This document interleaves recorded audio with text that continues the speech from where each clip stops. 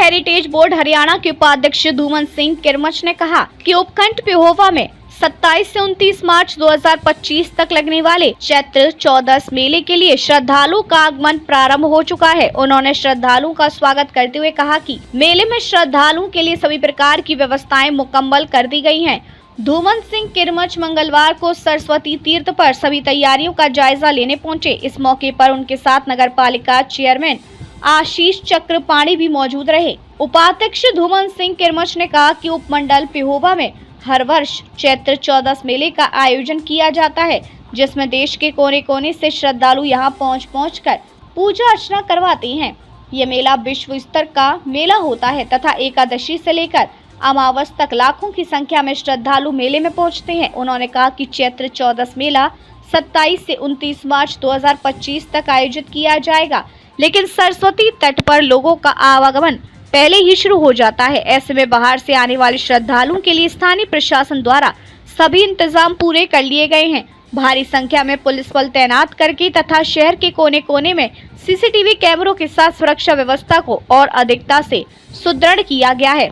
इस दौरान धूमन सिंह किरमच ने सरस्वती तीर्थ पर आए हुए श्रद्धालुओं से भी बातचीत की तथा व्यवस्थाओं की जानकारी ली।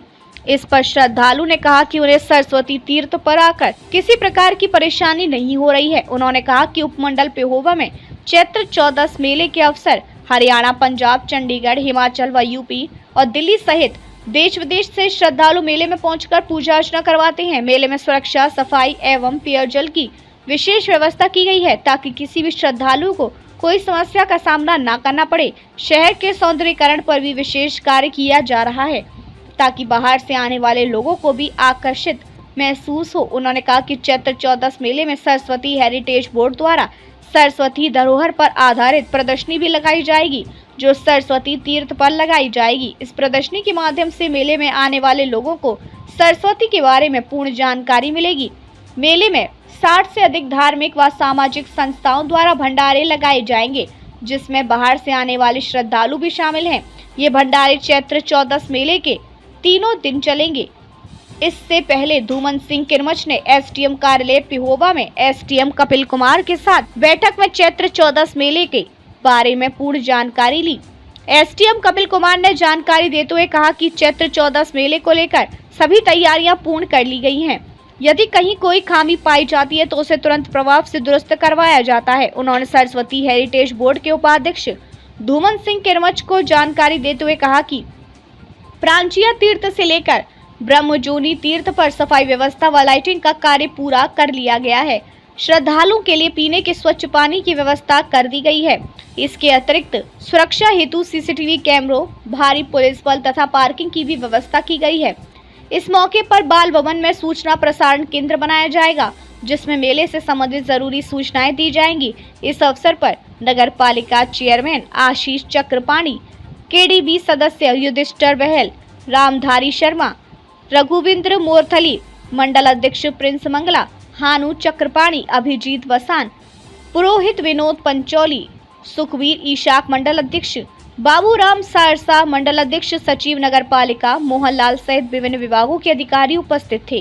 सर, आज चैत्र 14 मेले का आपने जो निरीक्षण किया, जो तैयारियां की गई, इसके बारे में आप क्या कहना चाहेंगे? जी, सबसे पहले तो मैं सबको प्रणाम करता हूं और माता सरस्वती के चरणों में यहाँ पर पिहोवा में हमारे प्रधान जी और जितनी सारी हमारी सरस्वती बोर्ड की और प्रशासनिक अधिकारी और केडीबी के अधिकारी यहाँ पर आज हम पहुंचे हैं। और ये जो मेला है ये विश्व स्तर का मेला होता है हर साल, एकादशी से लेकर अमावस तक का। और प्राचीन समय में 5 दिवसीय होता था, लेकिन अब कुछ क्योंकि लोगों के पास संसाधन इतने बढ़ गए हैं तो 3 दिन का ये है। और अब की बार हम पूरी सफाई व्यवस्था यहाँ पर पूरा प्रशासन और सभी ब्राह्मण लोग जितने हमारे हैं, गुरुजन जितने हमारे हैं, जितने हमारे साधु संत हैं, सभी इसमें सहयोग कर रहे हैं और बहुत अच्छा वातावरण यहाँ का है। और इसी को देखते हुए यहाँ पर 5 प्रदेशों के लोग यहाँ पर आते हैं, जिसमें मुख्यतः पंजाब जो मालवा क्षेत्र है अपने पूर्वजों के लिए पिंडदान करने के लिए सरस्वती के तट पर यहाँ पर पहुँचते हैं, क्योंकि ये पृथक जो तीर्थ है बहुत प्राचीन तीर्थ है।